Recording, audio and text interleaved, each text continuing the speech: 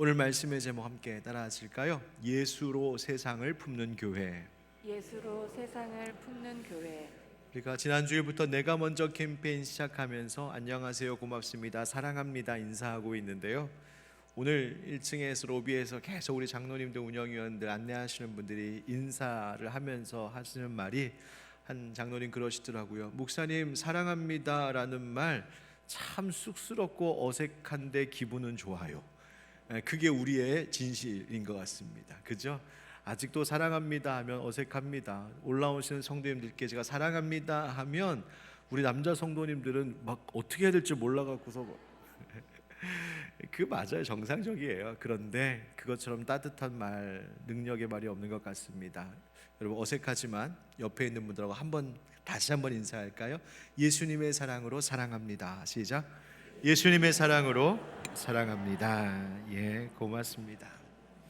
그거 봐요. 예, 얼굴 표정이 벌써 달라졌잖아요. 감사합니다. 올해 우리는 사도행전 2장 17절부터 20절의 말씀을 중심으로 하나님의 꿈, 우리의 미래라고 하는 표현을 갖고 새해를 출발했습니다.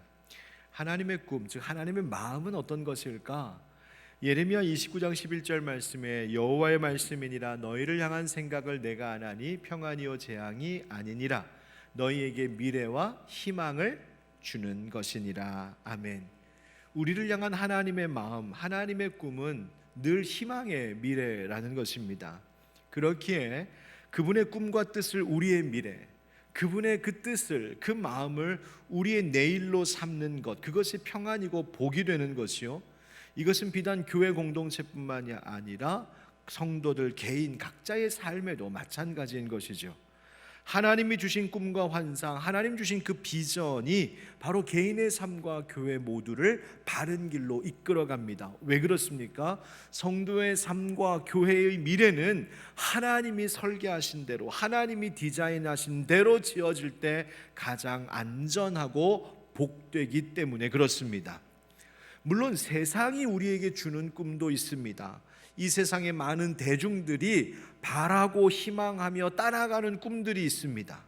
그러나 로마서 12장의 말씀과 같이 너희는 이 세대를 본받지 말고, 그러니까 이 세대의 꿈을 쫓아가는 것이 아니라 우리 성도란 하나님의 기뻐하시고 온전하신 뜻이 무엇인지를 분별하여 그 하나님의 꿈을 내 삶의 목적으로, 하나님의 뜻을 우리 가정과 교회의 미래로 삼는 것, 바로 그때 그것이 하나님께 산제물로 드리는 예배와 같은 것이요, 그것이 우리에게 영광이고 복이 된다고 주님 말씀해 주신 것입니다. 그런 의미로 저는 오늘을 포함하여 3주 동안 3번에 걸쳐 하나님의 꿈, 우리의 미래라고 하는 이 주제가 무엇을 담고 있는 이야기인지 조금 더 깊이 그 얘기를 함께 나눠보려고 하는데요, 말씀을 전하는 목사나 말씀을 듣는 여러분들이나 이제 말씀을 함께 나눌 때에 그 하나님의 꿈이 우리에게 부어지고 그 뜻에 순종함으로 어느덧 그 하나님의 꿈이 어느덧 나와 우리 교회에 오늘의 실상이 되어 있는 그 놀라운 복이 임하기를 예수 그리스도의 이름으로 축원드립니다. 여러분, 하나님의 꿈, 우리의 미래, 지난주 말씀 함께 전할 때 그 첫 번째가 무엇이라고 했는지 기억하십니까? 다시 한번 따라 하실까요? 모두가 구원을 받는 것입니다. 모두가 구원을 받는 것입니다. 누구든지 주의 이름을 부르는 자는 구원을 받으리라. 이것이 하나님 마음이라는 것이죠. 이 말씀 속에서는 하나님이 무엇을 그토록 원하시는지 그 마음이 그대로 드러나 있죠. 그것은 모두가 구원을 받는 것이랍니다. 성경이 말하는 것을 요약해 주십시오라고 하면 두 가지로 요약할 수 있겠는데요, 그 첫째는 하나님이 세상을 창조하셨다는 것입니다. 그래서 하나님이 이 모든 세상의 창조자이시요 주인이시요 다스리시는 통치자이십니다. 이것을 말하는 것이 성경입니다. 또 한 가지 요약하여 말하자면 그것은 하나님이 이 세상을 창조하셨는데, 그런데 이 세상을 너무너무 사랑하셔서 이 세상을 구원하십니다라는 것입니다. 이 세상을 구원하시기 위하여 예수 그리스도를 보내어 주시고 그를 믿는 자들마다 영생을 얻게 하고 구원받는 것, 이것이 하나님의 마음이었고 하나님의 계획이었습니다. 성경이 이것을 말하고 있죠. 하나님이 창조하셨다, 하나님이 구원하신다. 여러분, 하나님의 관심이 늘 어디에 있을까? 하나님의 마음은, 하나님의 시선은 늘 어디에 가 있을까? 우리가 구원을 얻는 것에 있습니다. 이 세상에 구원을 얻는 것이 있다는 말입니다. 그렇다면 우리의 관심과 우리의 시선도 어디가 있어야 할까? 바로 구원하는 것이죠. 우리 각 사람 개인 영혼들을 구원하는 구령운동뿐만이 아니라 이 교회가 이 사회에서 공적인 역할, 교회의 공공성을 가지고 그 공적인 역할을 잘 감당함으로 이 사회를 구원하는 것. 그래서 하나님께서 예수 그리스도의 이름을 통하여 이 땅의 개인들의 영혼을 구원하실 뿐만 아니라 온 사회와 이 나라, 이 공동체를 구원하시는 것. 바로 그것이 하나님의 마음이고 우리 교회가 그 일에 함께 해야 된다. 그것이 우리에게 주신 꿈이라는 것입니다. 새해가 벌써 2주나 지났죠. 무슨 일을 시작하든 그것을 시작할 때는 이번에는 이것을 잘해야지, 실수 없이 잘해야지 늘 그러고 시작합니다.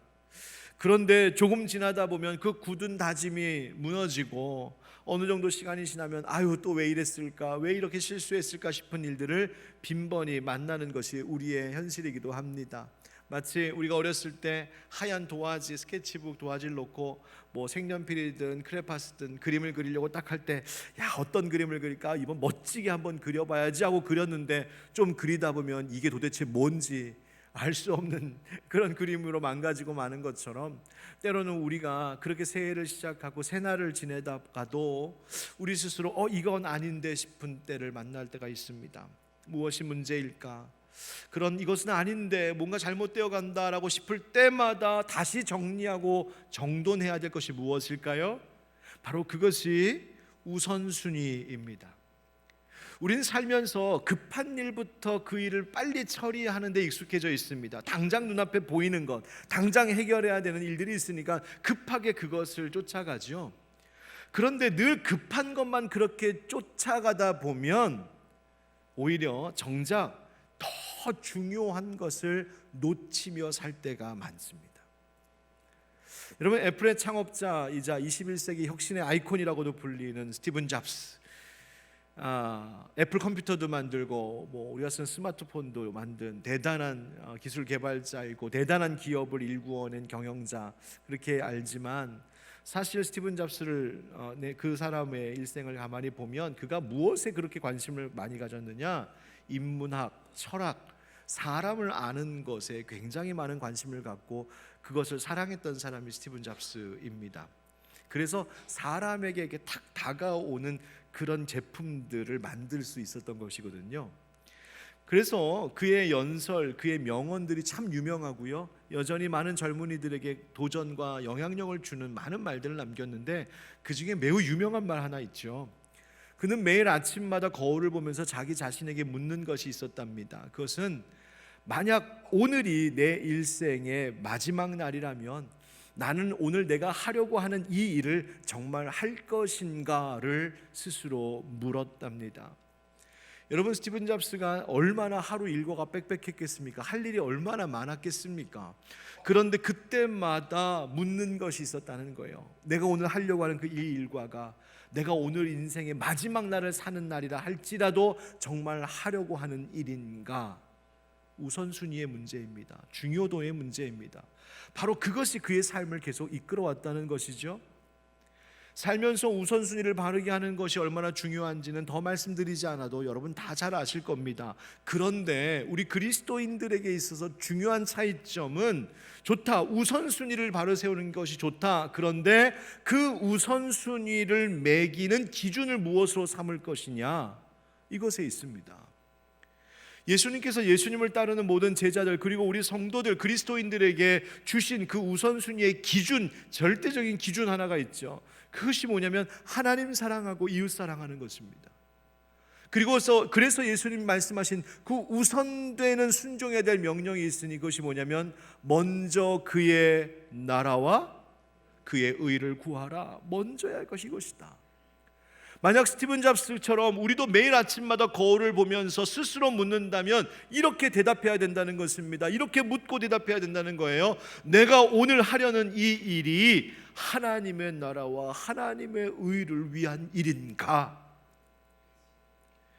여러분, 오늘 본문에서 사도 바울은 에베소 교회를 담임하고 있던 목회 후배이자 영적 아들이기도 했던 디모데에게 편지를 써 보내며 그가 지켜야 할 우선순위, 디모데 개인의 생활뿐만 아니라 성도들에게 이것이 우선순위입니다 라고 가르쳐 줘야 할 것 하나를 중요하게 제시해 주고 있는데, 그 우선되는 첫 번째가 무엇이냐면 바로 기도입니다. 무엇이라고요?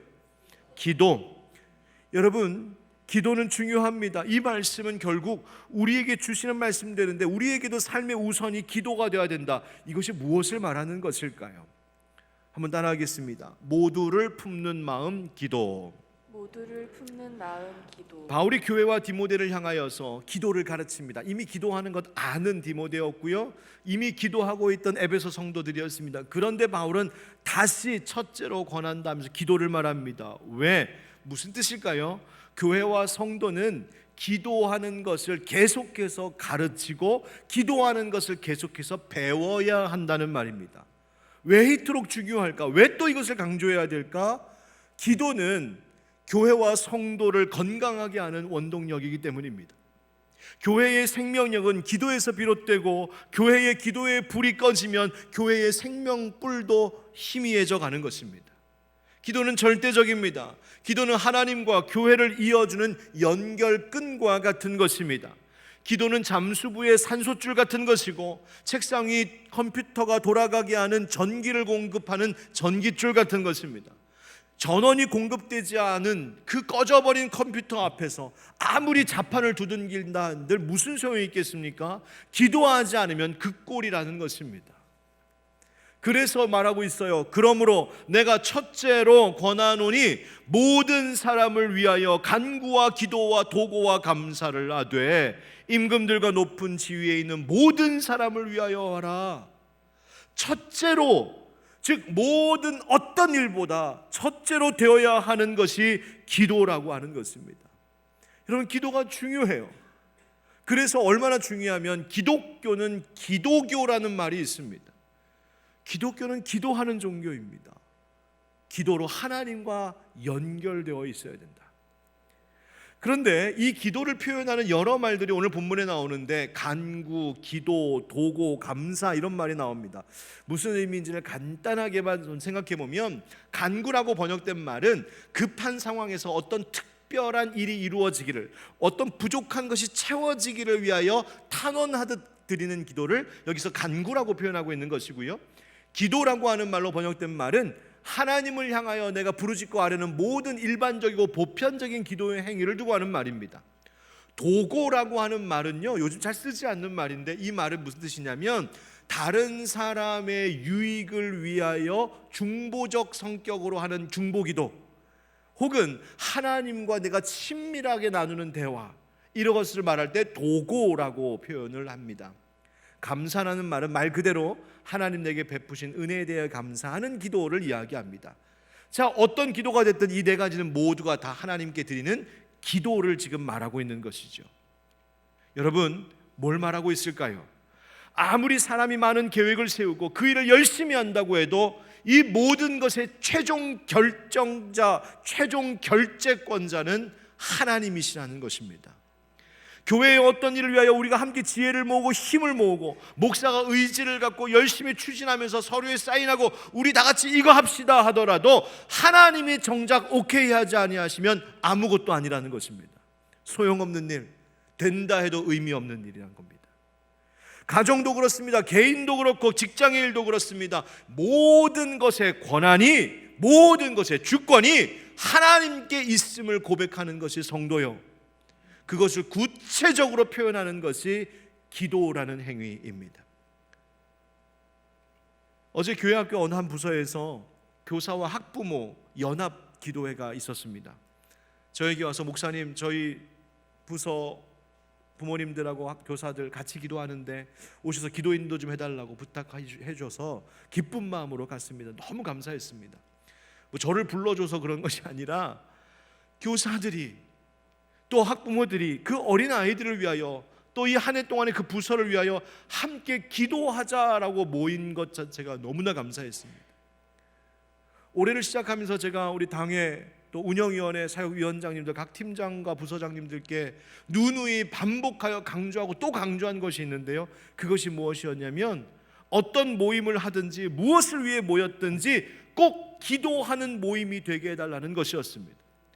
목장 모임으로 모이든 찬양의 봉사로 모이든 교육과 양육의 봉사를 하든 예배를 준비하고 성도들을 대접하는 봉사를 하든 재정을 다루고 시설을 관리하는 봉사를 하든 전도와 선교를 위해 봉사하든 자치회로 모여서 친교를 도모하든 무엇을 하든지 그 모임은 기도하는 모임이 되어야 합니다 하는 것이었어요. 그냥 모였으니까 형식적으로 그냥 시작하면 찝찝하니까 우리 기도하고 시작하자, 그런 거 말고, 그런 요식 행위의 기도가 아니라 정말 봉사자들, 동역자들이 함께 모여서 서로의 기도 제목도 나누고 하나님의 음성을 함께 듣고 같이 기도하는 모임 되어야 된다는 것이었어요. 왜 그렇게 해야 되느냐? 그래야 그 일이 되기 때문이었습니다. 하나님이 사인하시고 하나님이 오케이 하시고 하나님 승낙하셔야 되기 때문이었습니다.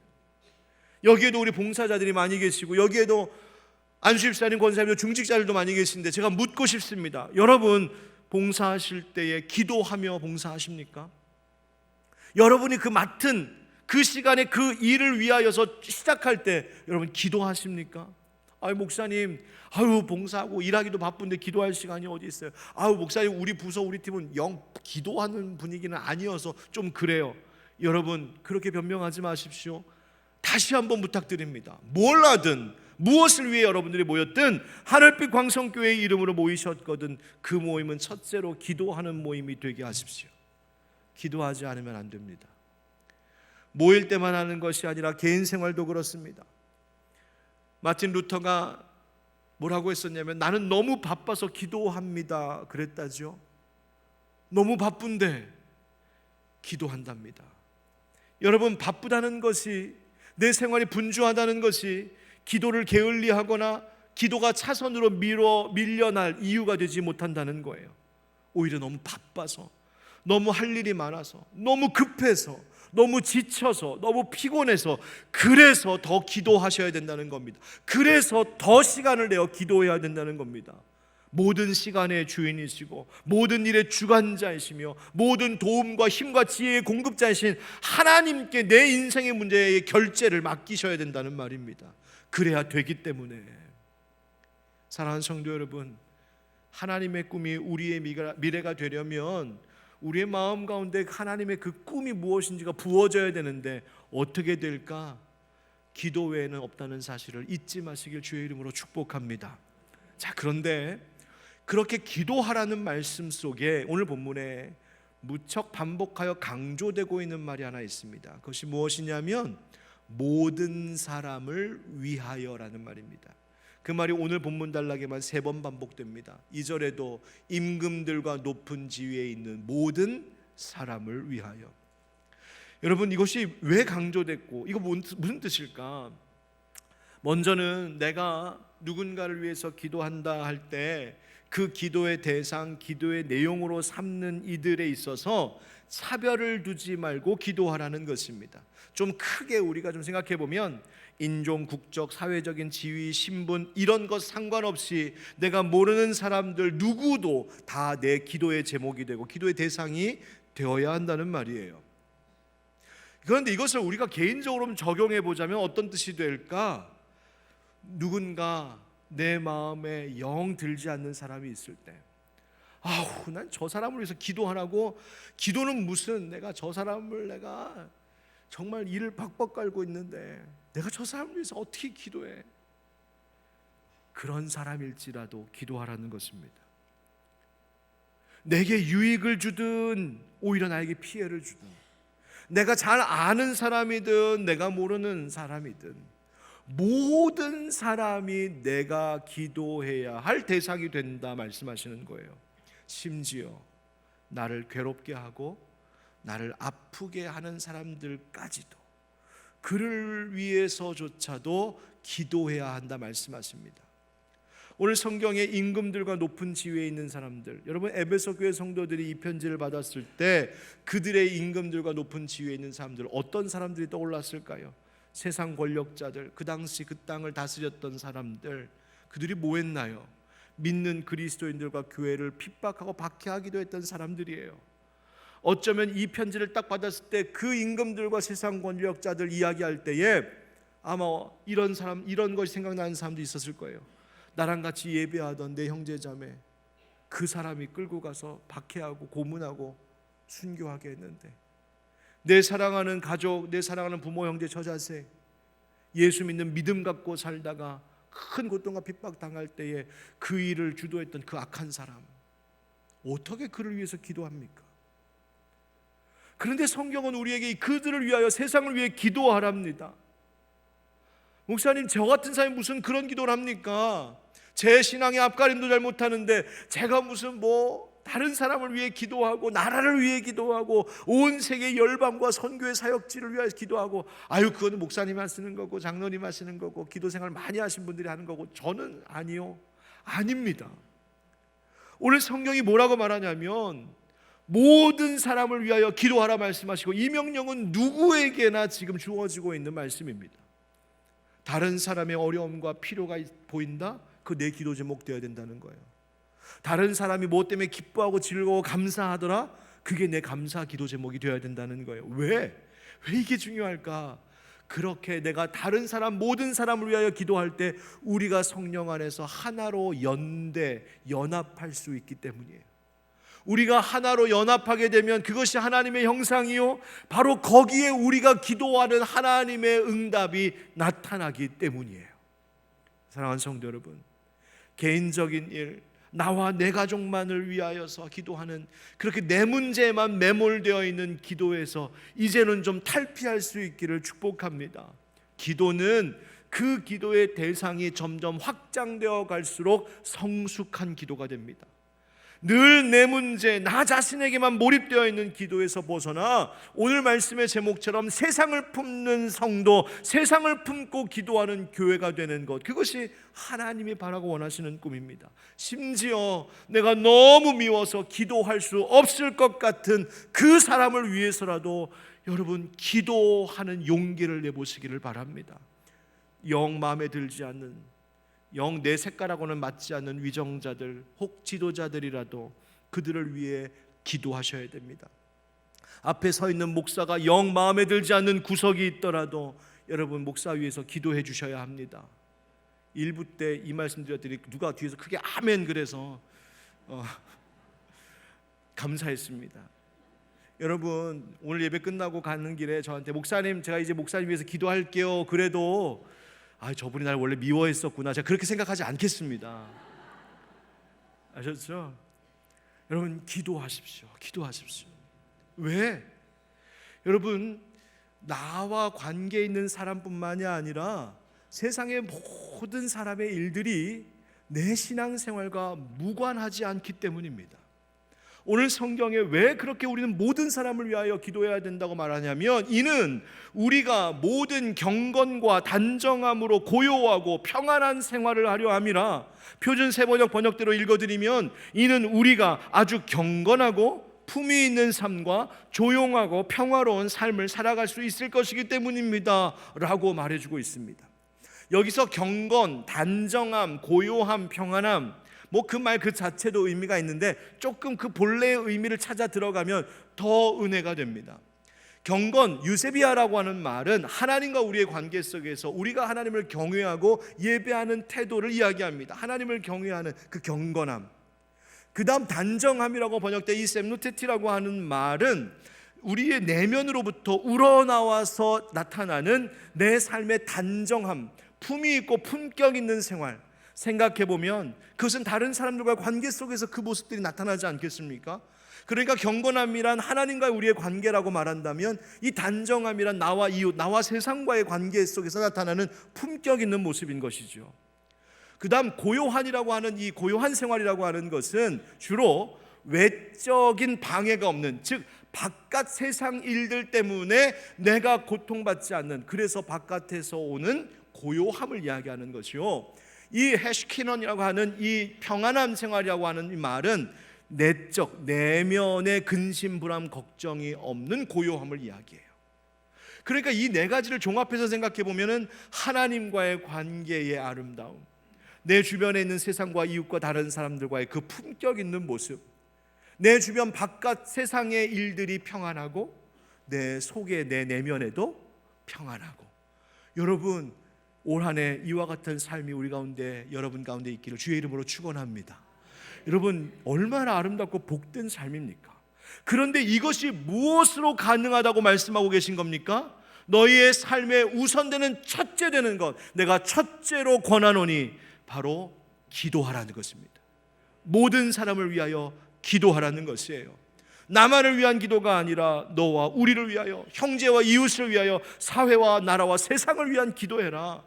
나만 알고 내 문제에만 매몰되어 있는, 내 자식, 내 가정의 문제에만 빠져 있는 신앙, 그것 아니라 이제는 기도의 폭을 넓혀서 교회를 위하고, 하나님 나라를 위하고, 세상을 위하고, 이웃을 위하고, 내가 알지 못하는 그들을 위해서까지도 기도하라는 것입니다. 저는 믿는 것이 있습니다. 우리 하늘빛 광성교회 성도님들이 이 나라를 위해서 함께 기도하면 하나님께서 우리의 자녀들이 이 나라를 위하여서 쓰임받는 일꾼 되게 해주실 줄 믿습니다. 우리 교회가 우리 교회만이 아니라 한국교회와 온 세계 열방의 교회를 위해서 기도하면 우리 교회 세계의 선교를 위해서 쓰임받게 하시는 그런 교회 되게 하실 줄 믿습니다. 여러분, 기도로 세상을 품으면 하나님이 그 세상을 품을 수 있는 삶으로 변화시켜 가시기 때문입니다. 자, 그런데 여기에는 중요한 것도 하나가 있습니다. 왜 이렇게 우리에게 모두를 위해서 기도하라 하실까? 따라 하실까요? 모두를 품는 사랑 하나님. 모두를 품는 사랑 하나님. 그럼 왜 모두를 위해서 기도하라고 자꾸 그러시는 걸까? 이유가 있습니다. 3절 4절 같이 읽어보시죠. 시작. 이것이 우리 구주 하나님 앞에 선하고 받으실 만한 것이니 하나님은 모든 사람이 구원을 받으며 진리를 아는 데에 이르기를 원하시느니라. 아멘. 여러분, 하나님이 왜 우리에게 모든 사람 위해서 기도하라고 말씀하신다고요? 하나님의 꿈이 여기 있기 때문이에요. 무엇에? 모든 사람이 구원받는 것에. 왜 나를 힘들게 하는 그 사람을 위해서 굳이 기도해야 될까?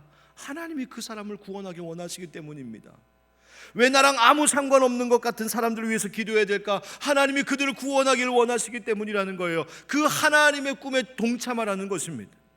세상의 위정자들, 저 용산 대통령실에 있는 사람들, 여의도에 있는 국회의사당에 있는 사람들, 여야 정당 사람들, 고양시청, 파주시청, 김포시청, 서울시청에 있는 사람들, 내가 왜 그들을 위해서 기도해야 될까? 그들이 잘 나가게 해달라고? 아닙니다. 그것이 아닙니다. 저들도 진리, 복음의 진리를 깨달아 하나님의 구원을 받고 저들이 펼쳐내는 모든 정책들에 하나님의 선하심, 하나님의 공의로우심, 하나님의 샬롬이 나타나도록 하게 하시기 위하여, 그래서 이 땅에 있는 우리 교회와 그리스도인들이 평안함 가운데, 고요함 가운데 믿음 생활, 신앙 생활할 수 있도록 기도하라는 것입니다. 여러분, 하나님은 결코 죄인들이 멸망당하는 거 보면서 기쁘다 좋다 하시는 그런 분 아니십니다.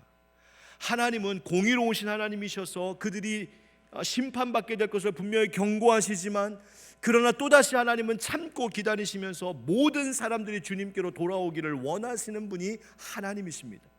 에스겔서 18장 말씀에 주 여호와의 말씀이니라 내가 어찌 악인이 죽는 것을 조금인들 기뻐하랴 그가 돌이켜 그 길에서 떠나 사는 것을 어찌 기뻐하지 아니하겠느냐.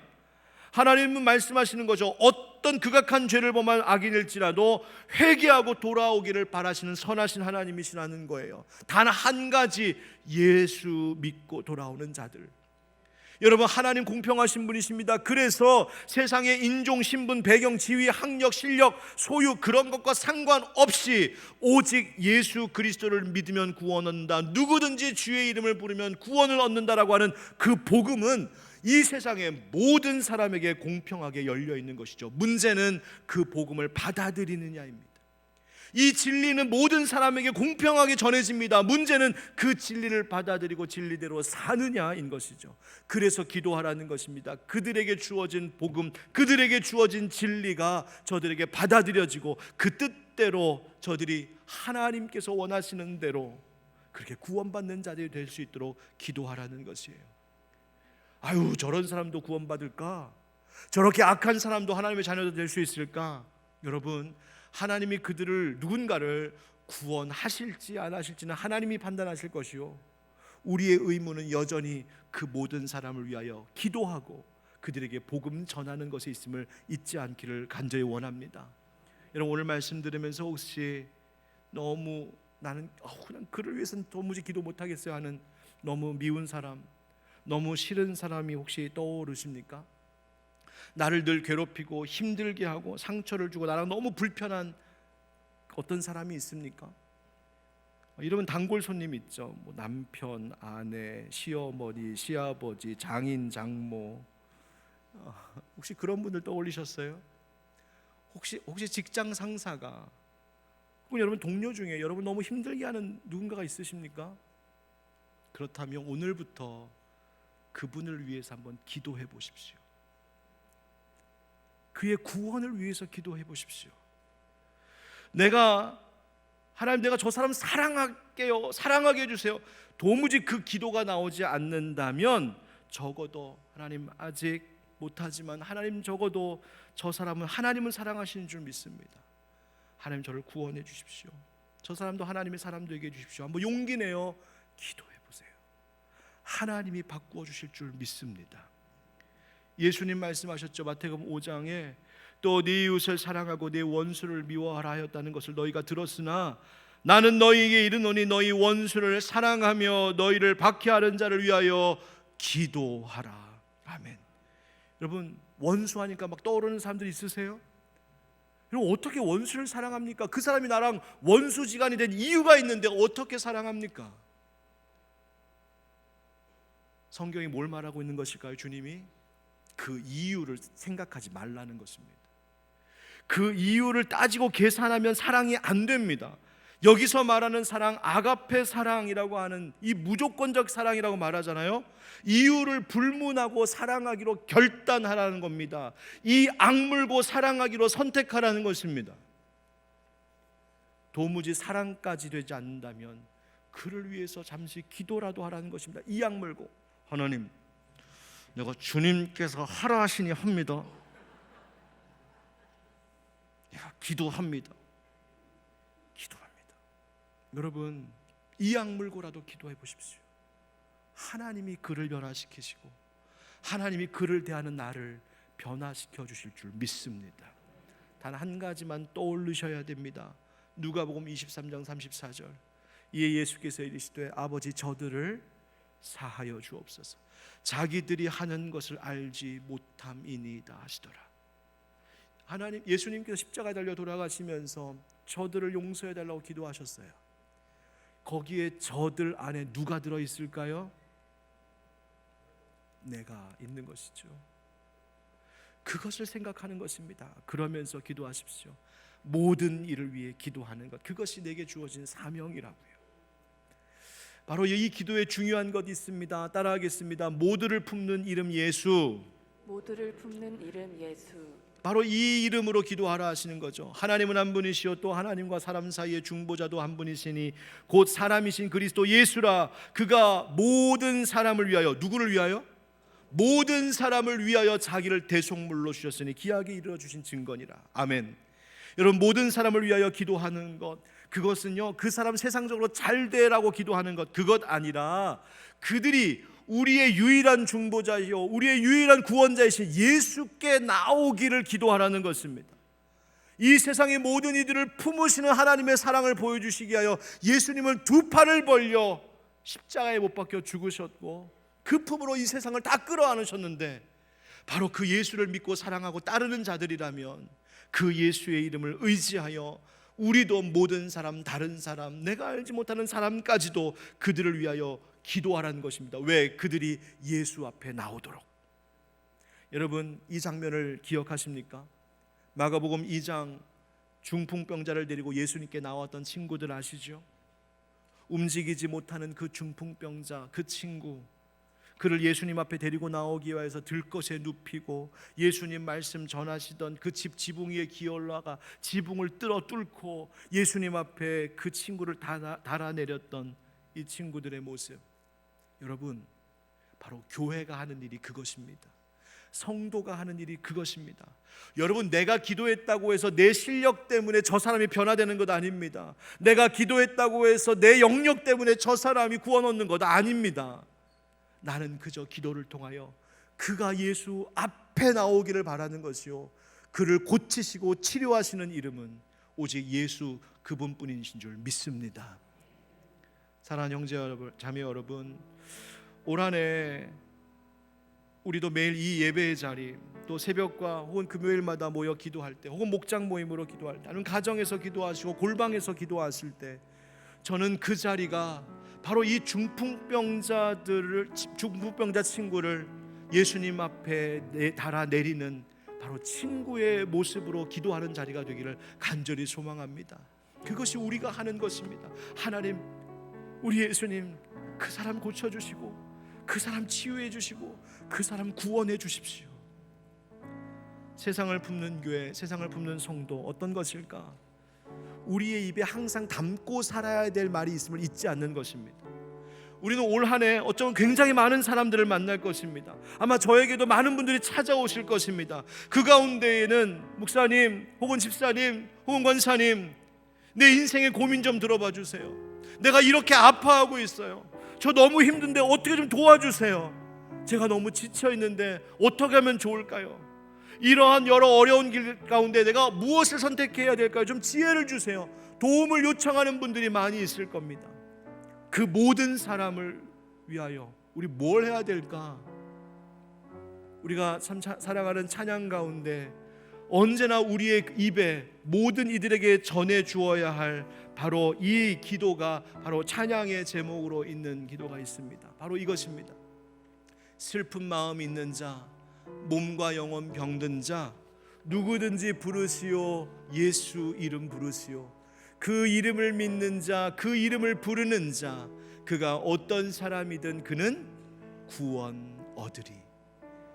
예수. 여러분, 그 이름이 우리가 올 한 해 그리고 일평생 담아야 할, 입에 담아야 할 그 아름다운 이름이요, 누군가에게든지 전해 주어야 될 이름임을 잊지 않기를 축복합니다. 그래서 이 이름으로 세상을 품고 기도하는 우리 성도들 교회가 되기를 예수님의 이름으로 축원합니다.